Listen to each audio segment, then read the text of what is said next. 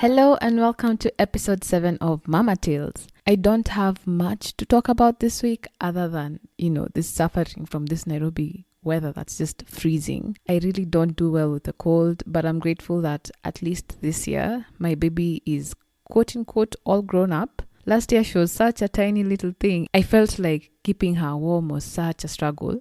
Right now though, I can easily tell if she's too warm or too cold and quickly fix it.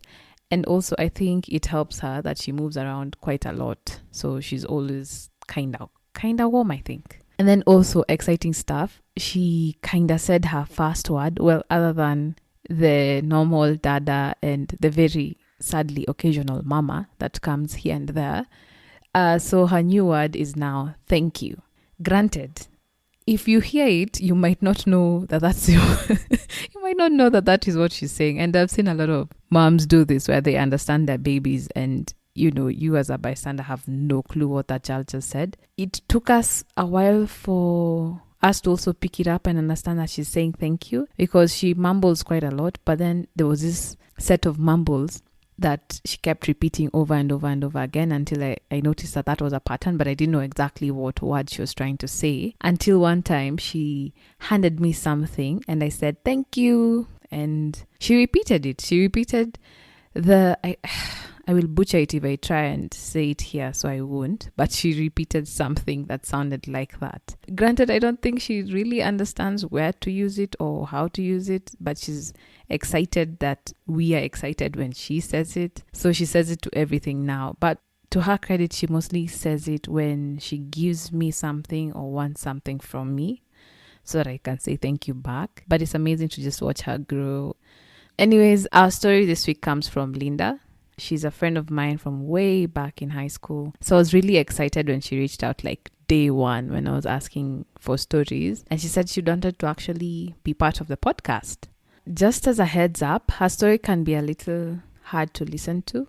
She talks about struggling with finding out that she was pregnant and receiving very little support from those around her, including the father of her baby. She also does mention abortion, which I know can be triggering for others, but a reality for so many mothers.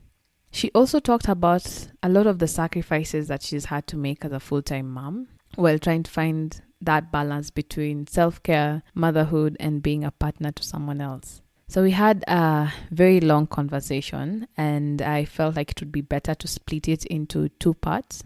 So the second part will be coming in the next episode. All right, let's jump into Linda's story. So my name is Linda Owiso Itendera. I am a mom of 1. My son is 4 years old and I'm soon to be married. So before I got pregnant, I had an ovarian cyst.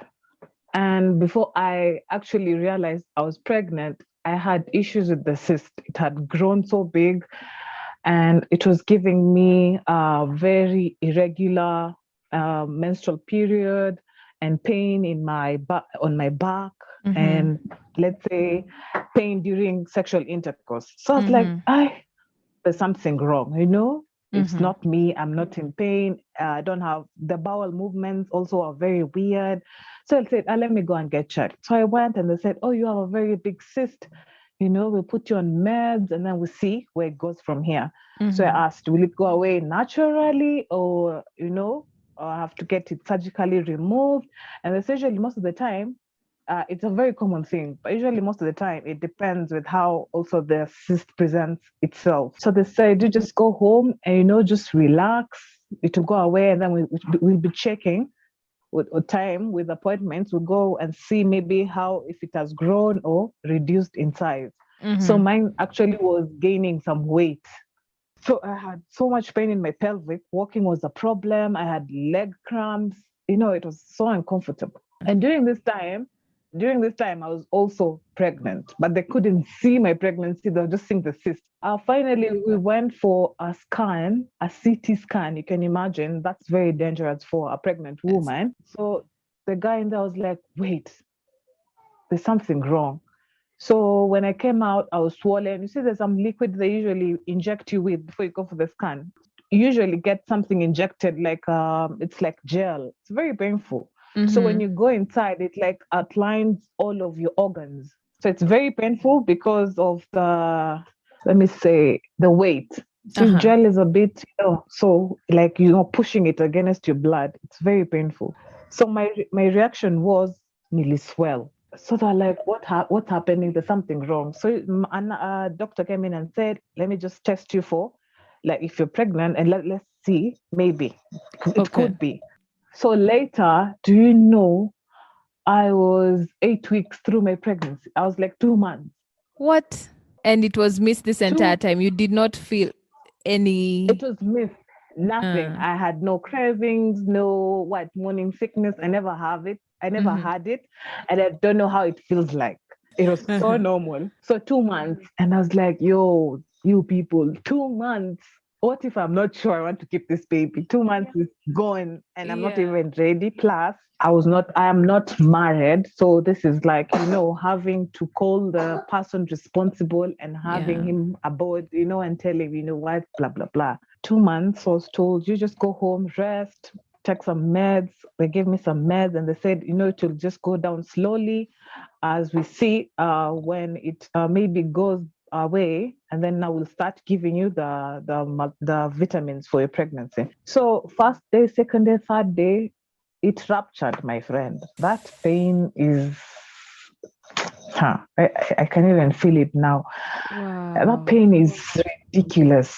It's a sharp pain, it's a stabbing pain, all of it at once. And then somehow you just don't have strength in your legs. It's a very bad, bad, bad pain. So I had it and I passed out because the pain was very unbearable. So when I went to the hospital and they ran some tests and they said, you know what, it ruptured. Good thing it's not septic. If it was septic, then you'd go for like a surgical cleaning or something on the uterus. So it was not, I thank God it was not septic. So that it just, when nearly burst, it just went away like that. So now I was in a dilemma of now this pregnancy for 2 months, where do I take it? Because this is not gonna go away, So funny thing with my pregnancy journey is I never had any issues with my pregnancy. I had issues with my circle, people around me. Like I had Ruth in your podcast say, you need people to take care of you while you're taking care of someone else, Yes, definitely. Yeah. So this whole journey, first, I didn't have anyone to tell that I was pregnant. It was no news, as in it's nothing I would, I was excited about. I was confused. I was just, disappointed at myself. I didn't have anyone to tell apart from maybe the father of my child. And I was like, so what do I do next? Do I have an abortion? But it was on top of my list. I will not lie. Have an abortion because you know what? I'm not married. I do not want to be attacked in any way or be a single mom. That's not what I pictured.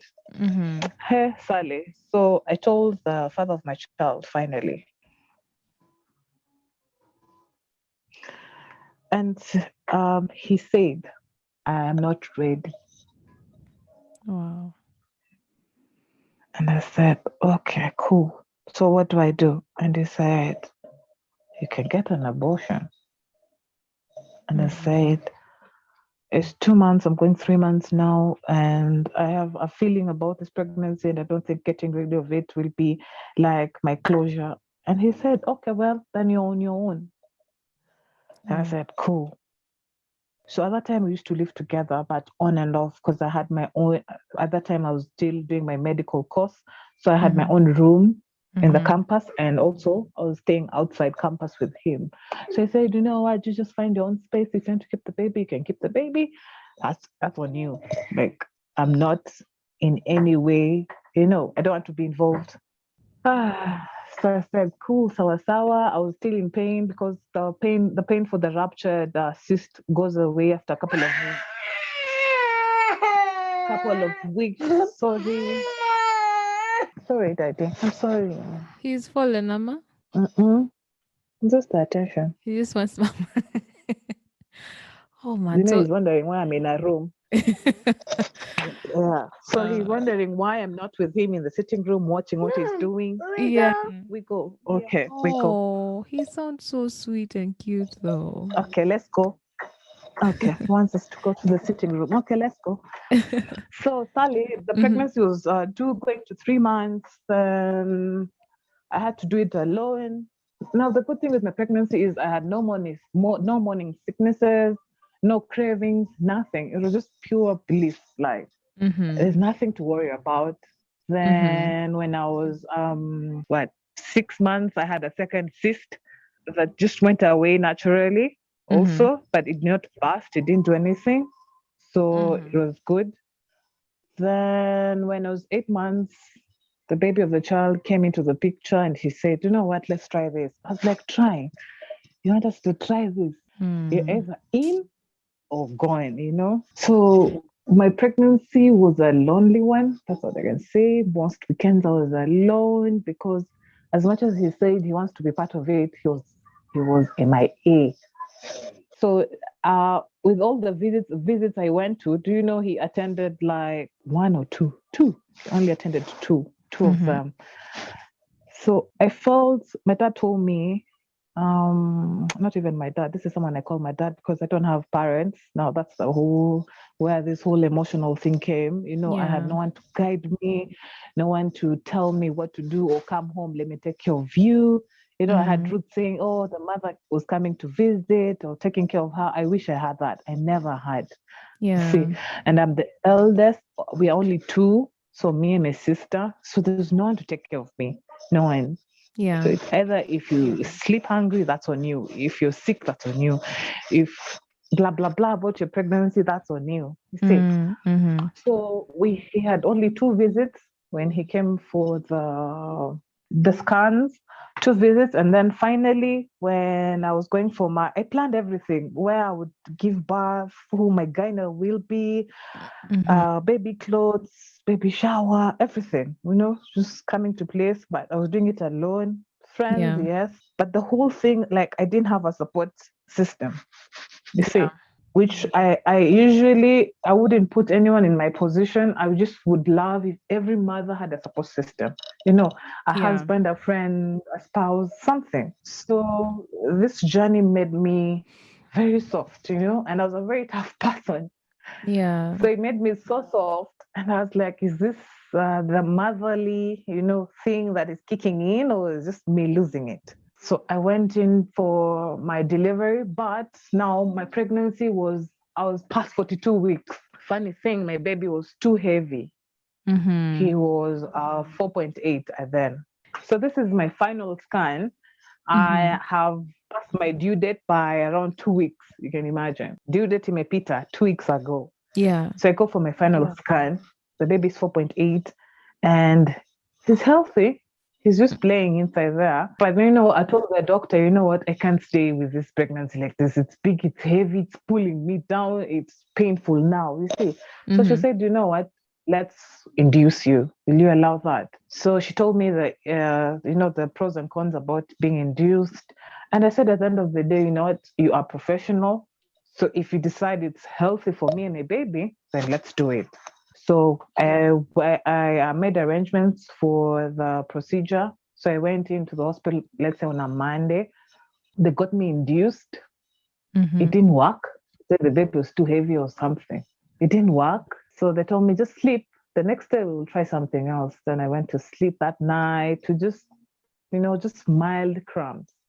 So the doctor kept calling me and asking, "How are the pain?" I was like, "I'm not feeling anything. It's just kawaida cramps that I can handle." So she said, with inducing, you're supposed to feel some pain mbaya sana. I was like, Mm. hey, okay. So this pain mbaya sana, I'm not having it. So she said, okay, we'll try it tomorrow.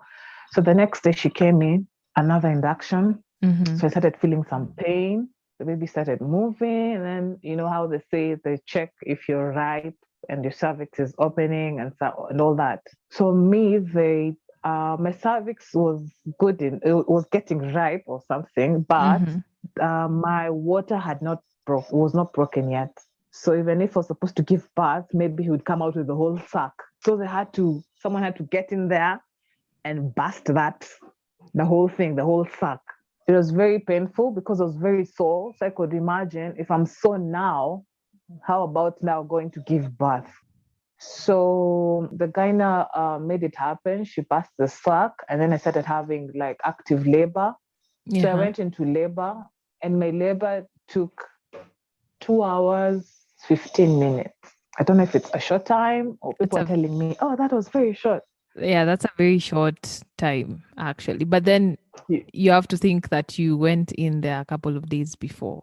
Yeah, but now a couple of days before with no pain, I was just Yeah. eating, Yeah. sleeping, you know, eating, Uh-huh. sleeping, and Just eating and enjoying eating your and just walking life. and seeing people and thinking they're misbehaving. And I'm thinking, get it together. In my head, I'm thinking, you know.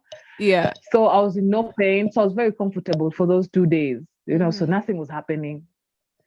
So my labor was 2 hours, 15 minutes. Then I went in for now the whole thing. So my baby was too heavy. So he didn't score. Usually, when you give birth, they score your baby according to how loud they cry or something. So my baby scored, I remember, a 6 out of 10. He didn't cry. Actually, his heart stopped for a few seconds during the delivery. So when he came out, he was big, and I was like, yo, by the way, he's very big. But he was not crying. So I could just see the nurses turning him, slapping him on his ass. You know what? The pumping, putting some, the suction pipes inside Yeah. his mouth. And they just, resuscitating. And I'm like, don't tell me. Yeah. All these months. And then I kind of lose my baby now. So after, do you know, like they got him back after 3 minutes? How are you feeling during those 3 minutes? I think I was just like, I had, like, I was numb. I was numb, and I felt so much like shame. Like if I come out of here, I'm coming out without a baby. How do I even start telling people? How do I even start? How do I even start like living now? I look back to, this whole thing, this whole journey I had prepared with a baby, clothes, everything, So how do Yeah. I even start living here without one? So my baby came back after 3 minutes. He didn't even cry much. He just cried kidogo. So they're saying, you know what, that when the heart stops, we can say we have brain asphyxia, like lack of oxygen in the brain. So it might cause some brain damage. I was like, hey, you people are using crude words right now. Yeah. Just, so go and check. So they said they'll check him for like a few days to see if there's any damage caused in his lungs, brain, So Mm-hmm. I didn't have him for the night. So he left. I didn't carry him. I didn't touch him. I didn't see him. So after the delivery process, I was told, okay, you can go see him in the nursery, but you can't hold him.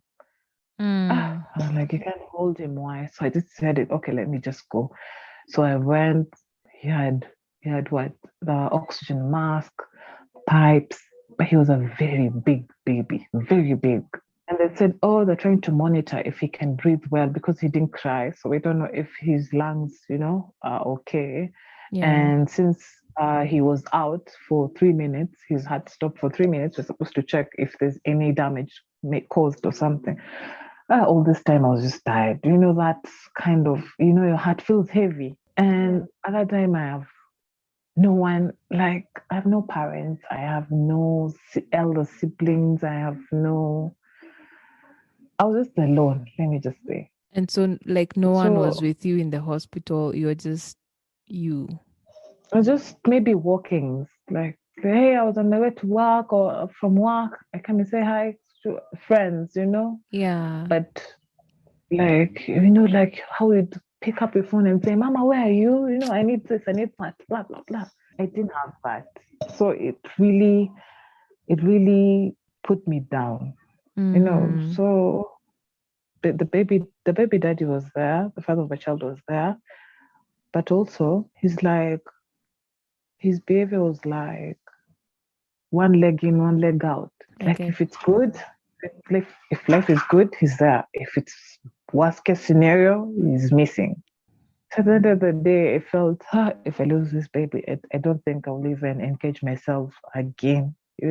So day one, day two, he started making very quick recovery. So the pediatrician there was telling me, I'm Wako, this is the first. Heavy babies usually come out with a lot of, complications. Mm. So you're the first of the babies I've treated. This is the first, like very heavy, but no complications. So he started breathing on his own. Mm-hmm. He started crying. He's not crying. He was just there. He started to cry, and then now feeding because now he was using formula at that time, and me, I was full of milk, full, and it was painful, and I had a fever. At some point, I thought I had malaria. So my gynae Mm-hmm. told me, you know what, when your milk is full like that, you might get a fever. So I asked her if I can start breastfeeding the baby. She said yes, but under a close monitor, like someone should monitor you and the baby. Do you know when I put him on like to feed, he just clutched like he knew what he was doing Yeah. and he just started feeding and feeding and feeding and feeding. He's 4.8, so you can imagine feeding a 4.8. Yeah. And he started feeding, and then he like paused, burped, and I was like, hata sijakuinua bado already usha burp. And then the nurse came in and said, okay, turn him to the next feet. I was like, the next breast. I was like, kwani hajashiba? I was like, hey, apana bado. Nikamwambia, Mm-hmm. amebap. I'm like, no, no, no, not yet. You see how his stomach is? I was like, hey. Again, feeding, feeding, feeding, feeding, feeding. And the clothes I had bought for like a 1 month baby didn't fit. So actually, he was wearing a 3 month old baby clothes. So he was so huge, Paka. Sometimes, like if I fall asleep feeding, my arms would just go numb. So while I was at the hospital, I realized I had a lump on my private area. I had a Mm-hmm. lump. Mm-hmm. So it was so, what can I say, sensitive. It was Mm-hmm. so I asked my gyna what could be wrong. She said, how long have you had this? And I said, since delivery. And she was like, come, I check you. So we went. So she checked me. She said, you know what? There's blood had the person who like stitched me up. And he Mm-hmm. stitched, I think, a artery or something, stitched a vein. So there's Mm. blood that is just stocking up there. It's not moving. There's no Mm-hmm. blood flow there. So you can imagine if, let's say, I don't even know which word to use so I don't sound vulgar. It's okay. One, Whatever. it's the like one-sided of my clitoris. If it didn't have the blood supply, it should have been cut off. So if I go to surgery, they say if it was dead, they should have cut it off. So I can imagine how it would look like as a woman. So Yeah. you not be confident after that. So I asked her, what do we do? She said, let us just go for let me prep for you the operation room, and then we'll see what's happening down there. Then I said, hey, I've not even healed. My stitches are still fresh. You still want Yeah. to go down there and touch me? And she said, you know what, you just have to. Otherwise, things will start dying down there and you will Yeah. not like it. Mm. So she prepped while I fed the baby. So she told me she's ready. So I went to the operation room. I was awake, but I could feel some discomfort.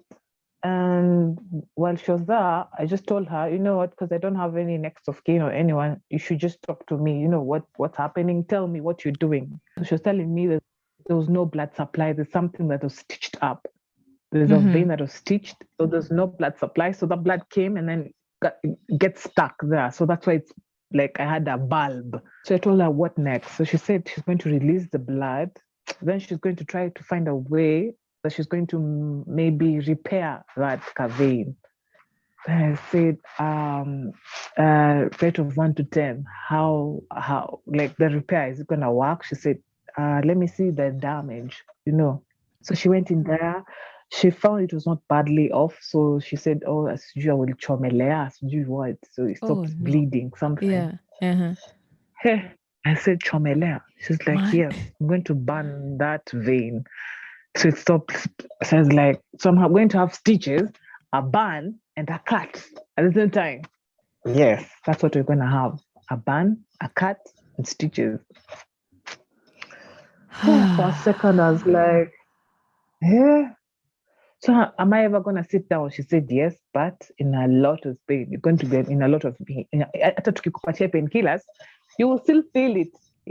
I said, and what about the structure? You have to be very. What about the structure? Will it change? Because now you're doing things down there I'm not seeing, Yeah. I'm going to try to make it as normal as possible. So, and like when maybe when you're with your hubby, he doesn't notice maybe some abnormalities. So she did what she did. Suddenly I was in pain. Ah, pain, anesthesia, ilikuwa imewear out. So I needed to go to the bathroom. I had a catheter, but the catheter it was making me very sore. Yeah. I was in so much pain. So I said, just remove the catheter because it's just making me uncomfortable. So they removed it. So I had to go to pee. I thought I'm having other babies. It was so painful. And then there's a stitch where when I sit, it gets tighter. Like it just. So I asked, how am I gonna do it? She said, oh, you have to squat because if you go sit all the way down 90 degrees, you will get tight back out. And I was like, okay, so now what? I have to pee while standing. So you can imagine that. So I have to go to the shower, open the shower, magic inimwagikia is when I pee. Because if I sit, the stitch gets tighter.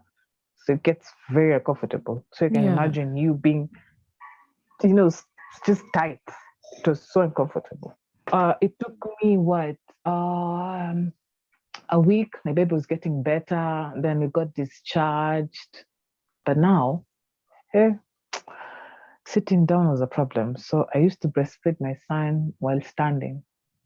I would stand 2 hours, 3 hours, or just lean on a wall, something. If I sit down, there's a pain. Alafu, the heat between the burnt area. You remember Selenia had somewhere that was supposed to be burnt so that the artery does not produce a lot of blood. Yeah.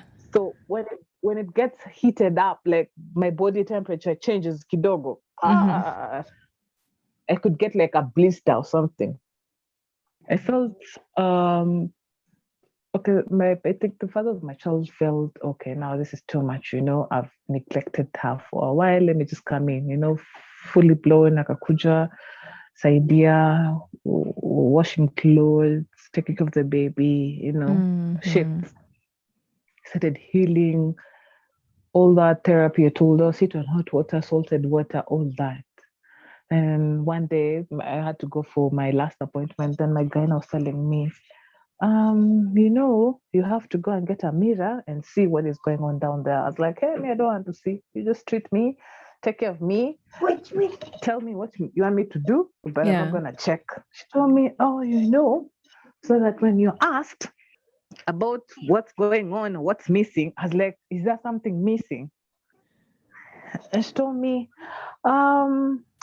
there's a scar you will see or you can feel. So I said, okay, fine. So I went and saw the whole scar thing, So I just said, what? At the end of the day, if someone asks me or whoever, my husband to be or something, I will just say, he knows where it came from. So it's not something that he self-inflicted or something. So it took me 3 months to heal. 3 months to heal. My baby was so perfect, but now he was heavy, so you couldn't put him to sleep on a very full stomach. You get? When you get a heavy baby, you're told he shouldn't be very full because when you put him to sleep and he's very full, breathing becomes a problem. I didn't know that. Yeah, he becomes like he will start snoring or something or behave like someone who has sinuses. Or later when he grows up, he will have heavy breathing, like those people who you hear they breathe very heavily. Yeah, it started Uko when they were young. And the whole pregnancy thing was that it was so easy for me, effortless and everything, but I don't know, mentally, I was not okay. Yeah. Physically, disrupted. Yeah. And every other way of connection, it was just going. And I felt like I always feel like I'm always the one who's 10 steps ahead.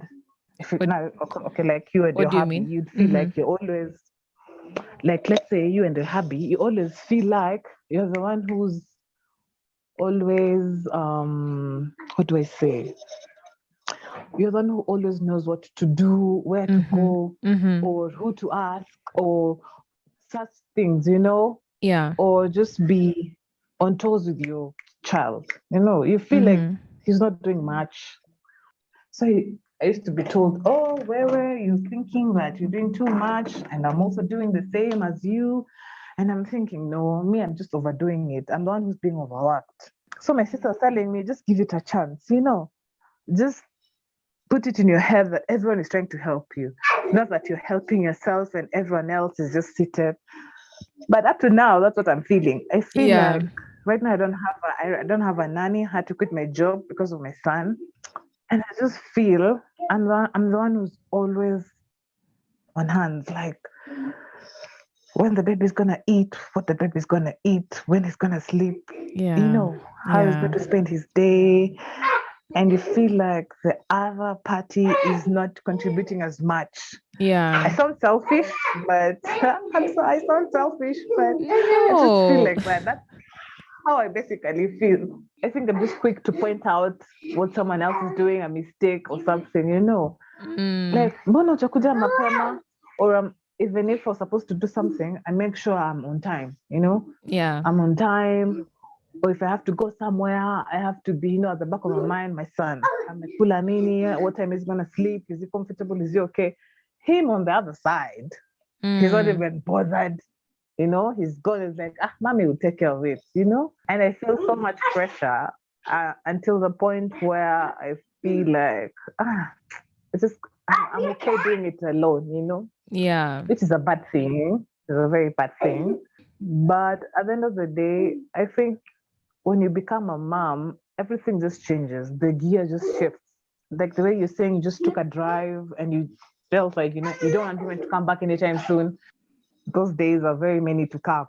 As your baby Mm. grows, he'll be demanding, and plus your husband will be demanding also. But now you have to just choose priorities, you know, prioritize Yeah. who first. But you have to Mm. also explain to him why you are prioritizing your daughter first. You know, just say, Yeah, you know, she's definitely. helpless. She Mm. needs us, you know. But also, I don't know if they're just grown babies. They'll just think, you know, you don't want them anymore. You don't love them anymore. You don't pay attention anymore. And, you know, and then Yeah. my son, with time, he had, okay, people, boys his age would speak, you know, walking was no problem. He walked in when he was 1 year old. Mm-hmm. And when it came to like speech, I noticed that he was not as quick like his age mates. So I came to realize the worst thing we did, or I can't even say it's worse because it's paying off anyway. Mm-hmm. YouTube. You know those Mm. times you're too tired and you're feeling, let me get rid of this one with a Yeah. YouTube something channel or something. Mm-hmm. Do you know he was too quiet because okay, the environment we are in, children speak Swahili, and he Yeah. would go out and he would just be quiet. I wouldn't understand why, and I would ask, you know, you understand Swahili, Baba? Why don't you just speak it? All this Mm-hmm. time, imagine my son didn't understand Swahili; he understood English because of watching YouTube. So, and this I realized after giving time when I resigned from my work, when I started concentrating on my son, Yeah. is when I realized that okay, so he understands more English. So we engaged in more English words. And do you Mm-hmm. know, like, he started opening up, and he would say, "Mama, water. Mama, poo. Mama, I Mm-hmm. wanna go. Mama, sleep." And I was like, "Hey, this one knows everything." I think it's just the language. There's a barrier of communication that he never understood. Which language is this? When you tell him, "Tell it to Lale," he'll just look at you. When you say, "Let's go sleep," he will go. And then I think the type of the channels on YouTube he used to watch was UK English, UK something. Mm-hmm. So you tell him, "Give me," he will laugh. But if you Mm-hmm. ask him, "Why are you laughing, Baba?" And he says, "It's not give me, it's give me." Mama, it's gimme, gimme. I was like, gimme is not English, it's just slang. And like, Yeah. no, you say gimme. And you ask him why, he says it takes too much time to say give me, so you just say gimme. So when we started engaging in English words and speaking in English, he was so fluent. Hadi we were like, hey, we're so blessed then. We Yeah. were thinking it's we are such a loss. Like he's not speaking in his 4 years, and then we wouldn't go to occasions because we wouldn't want to be bashed at it. Oh, you're not exposing your son to social life or something. Play Mm-hmm. dates. We'll be bashed with friends, relatives. So Zileza, we wouldn't go anywhere because Yeah. we didn't want to be to be judged. So when we started to realize that he understands English words and not Swahili, and so tukasema tu, at the end of the day, that's what he's learning. But Yeah. now the Yeah. problem is self-esteem. When we go like for play dates and he says something and something like, you know what, so, just an English word, children will start laughing and say, we are Manini. What Mm-hmm. Manini? They start laughing. And he'll just look at me and say, Mama, did I say something wrong? And I said, no, you're right. It's them, they Oh. don't understand you. And I'll say, you are very right. You are very right. It's the correct thing you're saying, but you know what? They don't understand English. So shame on them. Shame Mm-hmm. on them. They don't understand. So self-esteem, he didn't want to go out. He said, Brian, Kevin doesn't understand me. So every time I say something in English, he said I'm a bougie boy. I should go to Kilimani. So he Yeah. started getting nicknames. So Mm-hmm. as a mom, I felt I no, you know, this is Yeah. not what is going to happen. I'm gonna go out there with when he's playing and tell people, you know what, if you're not going to speak English to my son, wachana naye. Or if they laugh, I say, hata wewe hujui kizungu, na huyo hujui kizungu. Mm-hmm. And people will start laughing also at them and say, yeah, you don't even know how to speak in English and Marcus knows English. So we're just building his self-esteem, Yeah. just being there for him for even 2 seconds, and then you can let him be now. So ndo aende ajenge confidence yake. Mm-hmm. Mm-hmm. So it was a whole the speech thing was a whole it was very bad. It was a bash from left, right, and center. Oh, Nambua goes to and cut his what? It's called what? This thingy down at the back, right? I say you should cut that, or you see this thing that holds your lip down under your Yeah. lip on under your tongue. Sorry, Mm-hmm. actually, it should be cut. Just speak faster. There's a whole bunch of traditions with these things of speech. Don't give him blue band, don't give him milk. I was being told don't do what? Oh, you should not take sugar. Hey, there's a lot of things if I had followed. I don't know if I would have my son right now. So I've been told, Yeah. jamkata kilini. Oh, you should remove his teeth. And I was like, that's very painful because now you can imagine if I told him no and it's not even shaking, how Yeah. does that even feel? I don't understand, but there's everyone who's giving you opinions about their own kind of parenting, and I don't know what traditions they follow. If a child Suju is born and they cannot speak or Suju cannot walk, all those things. Yeah. So I said, Mimi, I was just full. I went to a therapist, a speech therapist, and he said, you know what, your son is very bright. He's a genius, actually. This guy tells me of birds and things that a 4-year-old can't even mention. He tells Mm-hmm. me, he just told me eagle eats snakes and eagle eats only meaty things. So don't give an eagle vegetables. This is something that a 4-year-old can come up with. So it's just self-esteem, your environment. If you think you can change your environment, you can change it. But no, I said I can't because again, finances. You can just go live in Runda just because my son speaks English, so he can't relate. No, you just have to make the surrounding, better for him, and Mm-hmm. also just give him the confidence. He is saying the right thing, Yeah. you know. So the speech therapy, he didn't charge me. He said, you know what, you just came in, but between me and you, I'm not going to charge you because there's nothing here I'm doing. See, your child can speak, but I think it's just confidence and self-esteem. You're going to have to work on that. There's no like treatment or any plan I can give you. This is up to you as a mother. You go and build up his confidence. And I said, what? And this whole thing, I just said, you know what, I'm not going to talk to people. Let me just talk to God and see where He's going to guide me with my son. At the end of the day, He gave me my son out of desperate situations and very bad days of my life, my downtimes. But you know what? I'll just ask Him, where do you want me to lead this boy? How do you want me to mold him, as a mom? Because at the end of the day, every mother wants, the perfect life for their kids, a perfect milestone, Yes. I'll just say at the end of the day, there's no manual for everything.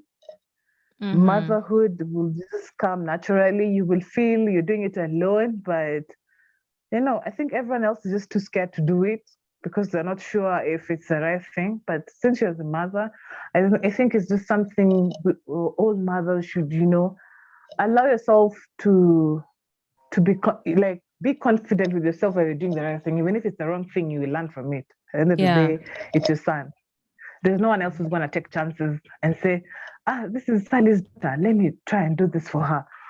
No, it's up to Sally to decide if she's going to do it or not. Yeah. See? And also, this thing we say, I don't know why I keep relating to it. We said you just go and drive and just... You disappear. And just you don't want to go back. Yeah. Do you know you have more of this coming when your daughter is older? You can't leave her. She knows you're leaving. She wants to live with you. She's crying tantrums.